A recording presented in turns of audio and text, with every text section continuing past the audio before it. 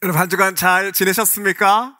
네, 보고 싶었습니다. 여러분, 많이 보고 싶었습니다. 참 좋으신 하나님의 평강과 은총이 오늘 예배 자리에 나오신 모든 성도 여러분께 예수 그리스도의 크신 사랑으로 임하시기를 주님의 이름으로 축복합니다. 아멘. 오늘 함께 나눌 말씀은 불의한 청지기 비유입니다. 사실 이 비유는 예수님께서 말씀하신 여러 비유 중에서 좀 이해하기 힘든 비유라고 해서 난해 비유다라는 별명이 붙어 있는데요. 내용이 이러합니다. 한 청지기가 어느 날 주인에게 급하게 불림을 받습니다. 여기서 청지기란 주인이 자기 재산을 관리할 수 있도록 맡긴 사람을 말하는데요. 그런데 주인이 이 청지기가 재산을 함부로 낭비하고 있다라는 사실을 알게 되지요. 그래서 주인은 그를 해고할 생각을 하고 이제까지의 모든 회계 장부를 가지고 오라라고 말을 하는데, 그러니까 이 불의한 청지기가 큰일이 난 것입니다. 이제 자신이 해고되는 것은 시간 문제이기 때문이지요.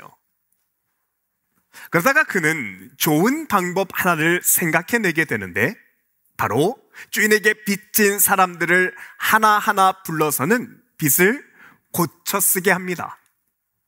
빚진 사람을 불러서 당신이 주인에게 진 빚이 얼마냐라고 묻고서는 기름이 100마리다 라고 하면 50이라고 쓰게 하여서 100에서 50을 깎아주고, 또 미리 100석이라고 하면 80이라고 쓰게 해서 빚을 대폭 줄여주는 것이지요.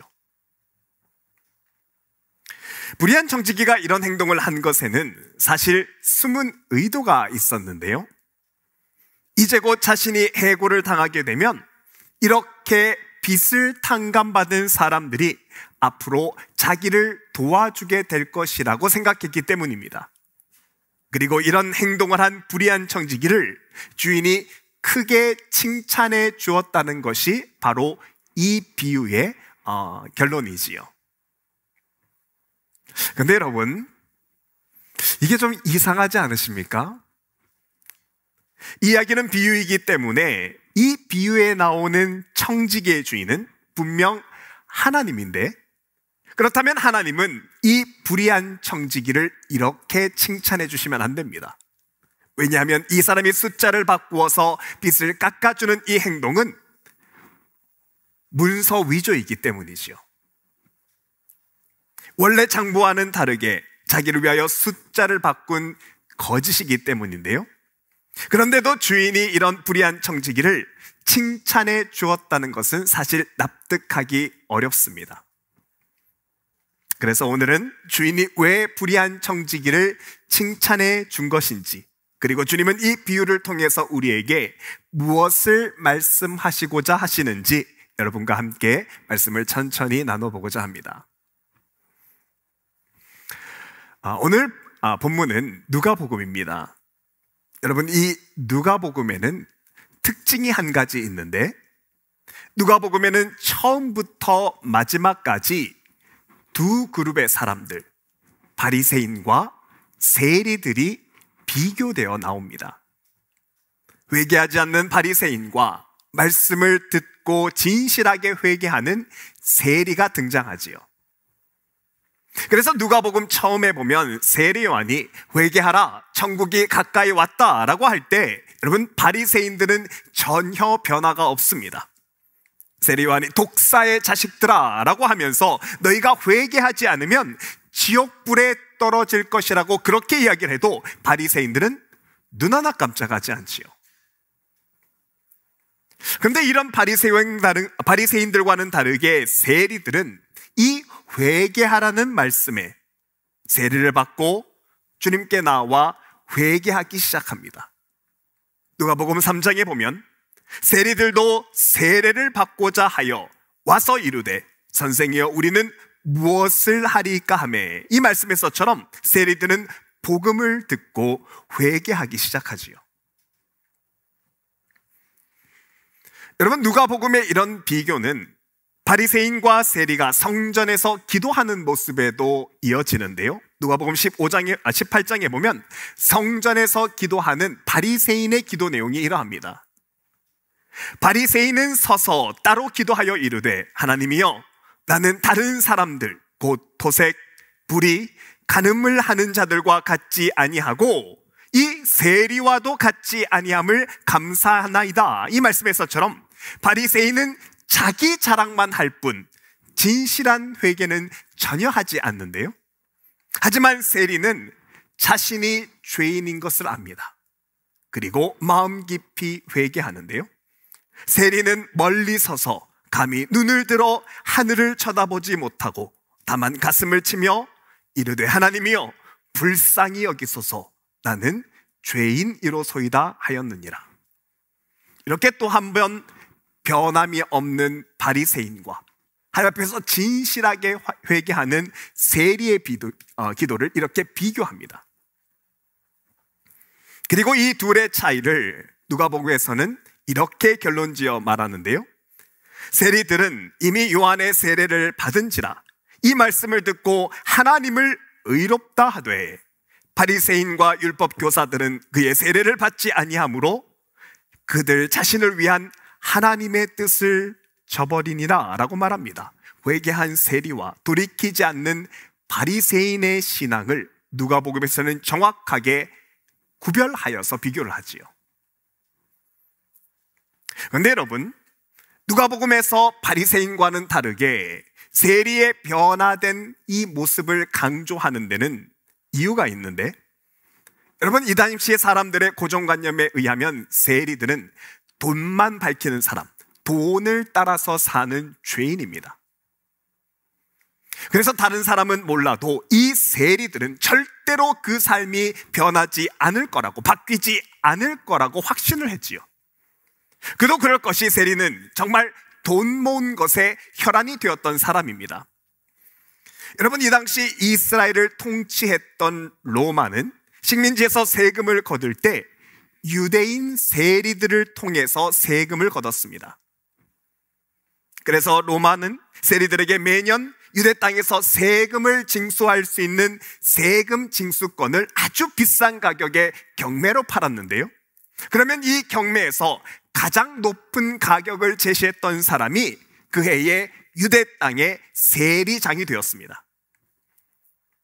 그리고 이렇게 되면 세리장은 세금 징수권을 얻는데 너무 많은 돈을 썼기 때문에 그간의 손해를 충당해야 하는데, 그래서 동족인 유대인들에게 더 많은 세금을 악착같이 벌어들인 것이죠. 그리고 돈을 못 내는 이들에게는 엄청난 이자를 받는 고리 대금업을 했습니다. 그러면 이렇게 돈을 벌게 된 세리들은 여러분, 많은 돈을 가지고 몇 대 동안은 걷어들인 세금으로 호화롭게 생활을 했는데, 하지만 이 호사스러운 생활은 처음에 몇 해뿐이었습니다. 처음에는 잠시 남부러울 것 없이 잘 먹고 잘 입어서 참 기분이 좋은 것 같았지만 한두 해를 지나면 인생의 허무함을 느끼기 시작하는데, 왜냐하면 다른 유대인들이 이 세리들은 돈에 환장한 사람들이라면서 유대인의 회당에는 아예 세리들이 발을 들이지 못하도록 출입을 아예 막았고요. 또한 시장에서는 이 세리들에게는 음식조차 팔지 않았습니다. 게다가 세리들의 자녀들은 학교에서 침뱉음을 받고 따돌림을 당했었고, 또 자녀들이 결혼할 때에는 세리의 자녀와는 누구도 결혼을 시키지 않았죠. 때문에 그들이 그제서야 잘못되었구나, 세리가 된 것이 잘못된 선택이었다는 것을 그때서야 깨닫게 됩니다. 하지만 그렇다고 해서 이 삶을 갑자기 돌이킬 수는 없습니다. 왜냐하면 세리는 돈이 없으면 더 손가락질을 받고 더 무시를 받을 것 같으니까 이들은 더욱 악착같이 재산을 모았다라고 기록을 하죠. 여러분, 에릭 프롬이라는 학자에 따르면 이런 세리들은 소유형의 사람입니다. 에릭 프롬은 사람을 소유형의 사람과 존재형의 사람으로 분류를 하는데요. 소유형의 사람이라는 것은 내 소유한 것이 내 자신이라고 생각하는 것을 말합니다. 그래서 소유형의 사람은 많은 것을 더 소유하기 위해서 더 많은 돈과 더 많은 재력을 모을 목적으로 인생을 살아갑니다. 그리고 하나님을 믿는 것도 더 많은 것을 얻기 위해서, 소유하기 위해서 하나님을 믿지요. 무엇보다 가진 소유가 중요하니까 여러분, 이런 사람은 돈을 잃으면, 재력을 잃으면 그들의 삶도 다 무너집니다. 하지만 존재형의 사람은 다릅니다.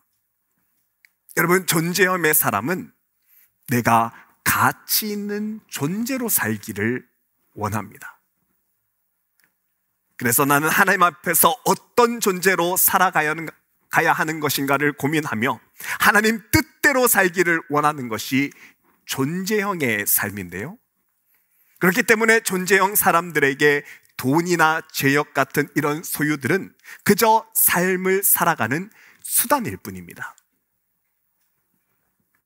그런 면에서 이 세리들은 평생을 소유형 인간으로 살아왔습니다. 세상이 말하는 대로 돈이 최고라고 생각하면서 돈을 모으는 데만 혈안이 되어 소유형으로 계속해서 삶을 살고 있었지요. 그런데 여러분, 이런 소유형의 세리들이 예수님을 만난 이후에는 소유형이 아니라 존재형으로 살기를 시작합니다. 여러분, 그 대표적인 예가 누가복음 1복음에 나오는 세리 삭개오의 이야기인데요. 우리가 잘 아는 것처럼 삭개오는 예수님을 만나기 위해서 뽕나무 위에 올라갔다가 이 세리가 그날 주님을 인격적으로 만나게 됩니다. 그리고 삭개오는 소유형으로 살아왔던 그의 삶을 완전히 주님 앞에서 내려놓고 이제부터는 자기 소유를 내려놓는 삶을 살기 시작합니다. 누가복음 19장에 나와 있는데요. 삭개오가 서서 주께 여짜오되 주여 보시옵소서, 내 소유의 절반을 가난한 자들에게 주겠사오며 만일 누구의 것을 속여 빼앗은 일이 있으면 내 갑절이나 갚겠나이다. 이제까지처럼 돈을 쫓아 돈을 위해서 사는 삶이 아니라 이제는 삶을 돌이켜 하나님의 뜻대로 사는 존재형의 삶을 살기 시작하는 겁니다. 그래서 삶의 수단인 이 소유들은 주님 앞에서 내려놓는 것이죠. 자, 여러분, 이런 세리들의 변화를 이해하시고 오늘 본문을 한번 들여다보시길 바랍니다. 여러분, 오늘 본문은 예수님께서 존재형의 삶을 결단한 이 세리들을 빗대어서 세리를 일컬어서 하신 비유인데요.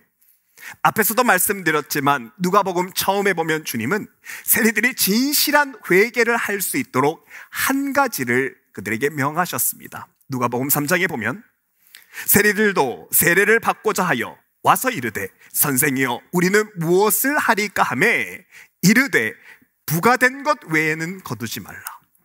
부가된 것 외에는 거두지 말라. 세리들에게 부가된 것만 받으라고, 많은 이자를 받는 그 고리 대금의 일은 더 이상 하지 말라라고 명하셨는데요. 그렇기 때문에 오늘 비유에서도 이 불의한 청지기가 주인이 회계 장부를 가지고 오라는 그 말을 듣고서 한 가지를 결심하는데 바로 부가된 것만 받기로 결심을 한 겁니다. 그리고 그가 이제까지 해왔던 고리대금법, 그 고액의 이자를 받는 그 악행을 그만두는 것이죠. 그래서 여러분, 오늘 본문 4절에 보면 내가 할 일을 알았도다. 내가 내 주인에게서 얼마를 빚졌느냐 말하되 길은 100마리이다. 이르되 여기에 내 증서를 가지고 빨리 앉아 50이라 쓰라. 여러분, 이 청지기가 이제는 내가 할 일을 알았다고 잘못을 딱 뉘우치고는 그동안 고리대금을 하면서 받았던 높은 이자를 이제는 다시 깎아주는 겁니다. 여러분, 이 당시 기록에 보면 세리들은 고리대금업을 하면서 구워진 기름에는 그 이자로 50%의 이자를 받았는데, 그런데 바른 삶을 결심한 세리가 그 이자들은 다 빼고 부과한 돈만을 받는 겁니다. 그래서 기름 100말을 50말로 고쳐서 바로 잡는 겁니다. 두 번째 밀의 경우도 보면 밀은 먹고 살아야 하는 생필품이기 때문에 기름보다는 조금 적은 20%의 이자를 받았습니다. 그런데 세리가 밀을 빚진 사람에게 이자 20%를 더 받지 않고 원금만 받는 겁니다. 그래서 7절에 보면 또 다른 이에게 이르되 너는 얼마나 빚졌느냐? 이르되 밀 100석이니이다. 이르되 여기에 내 정서를 가지고 80이라 쓰라 하였는지라. 여러분, 이것은요, 청지기가, 이 세리가 말씀대로 삶을 고치는 회개를 하는 겁니다. 마치 주님을 만난 후에 세리 삭개오가 이제까지 속여 얻은 것을 다 되갚고 또 자기가 가진 재산을 필요한 자들에게 나누어 주며 존재형의 삶을 다시 살고자 했던 것처럼 이 세리도 소유형에서 존재형으로 하나님께 돌이키는 삶을 시작하는 대목을 보여주는 것입니다.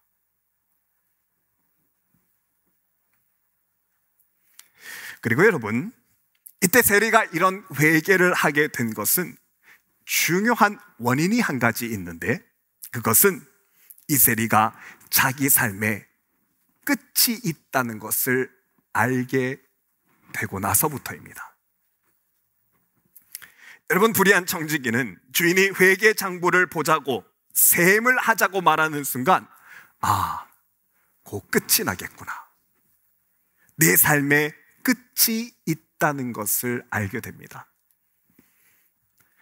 여러분, 오늘 본문의 불의한 청지기가 하는 말을 보면 반복되는 말이 있는데 2절에서 보면 자네가 맡아보던 청지기 일을 정리하게 오이코놈이라고 말합니다.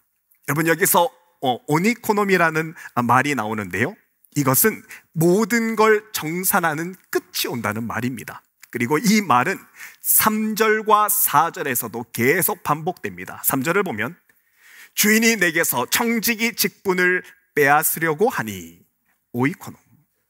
또 4절에도 내가 청지기 자리에서 물러날 때에 오이코놈이라고 말하면서 이제는 끝이다 라는 것을 알리는 오이코놈이라는 단어가 계속해서 반복이 되는데, 여러분, 이것은 이제 곧 주인이 결산하는 끝날이 다가오는 걸 이 청지기가, 이 세리가 알았다는 말입니다.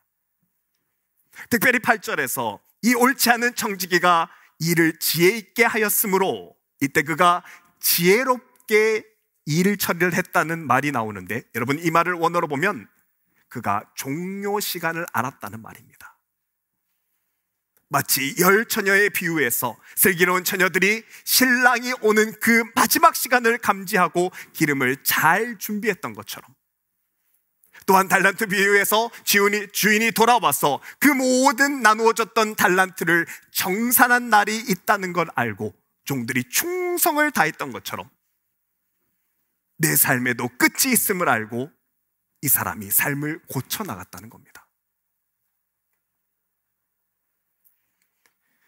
내 삶에도 반드시 끝이 있을 것인데, 나도 언젠가 반드시 하나님의 심판대 앞에 서는 날이 있을 것인데, 그 끝이 있음을 보고서 현재의 내 삶을 돌이키는 회개와 변화의 삶을 살았다는 겁니다. 내 삶에 끝이 있다는 것을 알고 삶을 바로잡았습니다.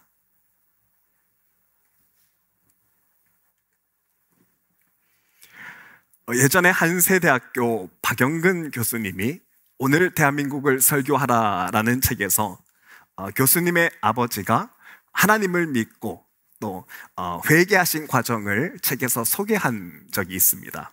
박 교수님은 신문방송학과 교수이자 논찬위원으로 유명하신 분인데요, 그런데 박 교수님의 아버지는 원래 철저한 무신론자였습니다.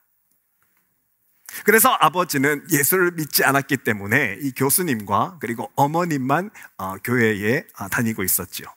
그래서 어머니가 어느 날 교회 목사님께 부탁을 했답니다. 목사님께서 남편이 예수를 믿을 수 있도록 해달라고, 우리 집에 와서 전도를 해달라고 그렇게 부탁을 했다지요. 여러분, 박 교수님의 아버지는 바둑을 참 좋아하는 분이었는데, 근데 마침 목사님도 바둑을 참 잘 두는 분이었답니다. 그래서 어머니가 목사님이 오실 때가 되면 잘 안내를 해서 두 분이 대화를 할 수 있도록 하는데, 근데 이 두 분은 만나면 성경에 대해서 말하거나 예수님에 대해서는 말하지 않는 겁니다. 그러지 않고 대청마루에 앉아서 매번 그렇게 바둑만 주구장창 두셨답니다. 그런데 바둑도 하루 이틀이지 목사님이 예수님의 옛자도 입 밖에 꺼내지 않으니까 계속 바둑만 두시니까 어머니가 답답해서 몇 달 동안 속만 앓고 계셨더랬지요. 그러던 어느 날 이 목사님이 평소에 말을 안 하시는 분인데, 말을 아예 안 하시는 분인데, 그런데 그날은 바둑을 시작하면서 아버지에게 이런 말을 건네셨답니다. 오늘 바둑이 마지막 바둑이라고 말씀을 하셨답니다. 그리고 그날 세 판의 대국을 잘 끝내고 목사님은 자기가 두었던 흰 바둑돌을 이렇게 정리를 하고 아버지는 검은 바둑돌을 이렇게 골라서 정리를 하시는데, 그런데 바둑을 보관하는 나무함에 다 넣고서 목사님이 툭 하고 한마디를 아버지에게 건네셨답니다. 박 선생님, 오늘 마지막으로 바둑 잘 두었습니다. 그런데 우리도 머지않아 이 바둑알처럼 나무통 속으로 들어가는 날이 반드시 옵니다. 흙과 백으로 나누어져서 나무통으로 들어가는 날이 반드시 옵니다. 바둑 잘 두었습니다.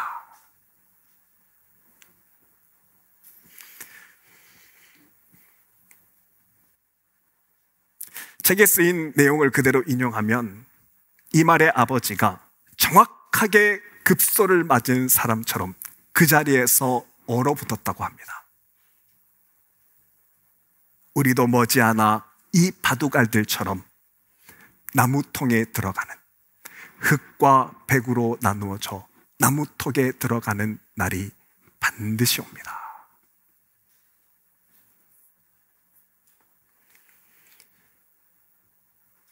그리고 이때부터 아버지가 자신의 죽음에 대해서 깊이 생각하며 한 주 내내 잠을 못 주무시고, 그리고 이 무신론자 아버지가 그날 그 주일에 예배에 나가셨답니다. 처음 있는 일이죠. 그리고 그때 목사님께 하신 질문이 내가 어떻게 하여야 생명을 얻을 수 있습니까? 라는 질문을 하셨답니다. 그리고 내 삶의 끝이 있구나, 내 삶이 끝나는 날이 있구나, 죽음을 직면하신 아버지의 삶이 그때부터 바뀌기 시작을 했답니다. 여러분, 무엇을 말하는 겁니까? 하나님은 오늘 이 말씀으로 우리가 우리 삶에도 끝이 있고 반드시 우리는 하나님의 심판대에 서게 될 날이 있다는 것을 꼭 다시 마음에 새기기를 원하시는 겁니다.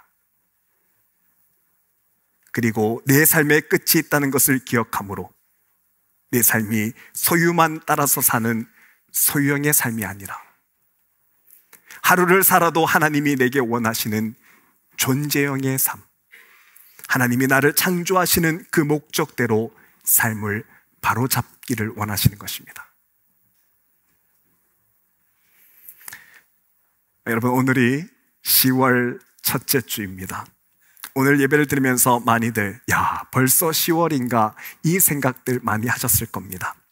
근데 여러분, 이렇게 시간이 빨리 지나듯 한 해가 거의 손살같이 지나가듯 우리의 생명도 결국에 마감할 날이 반드시 빠르게 다가옵니다.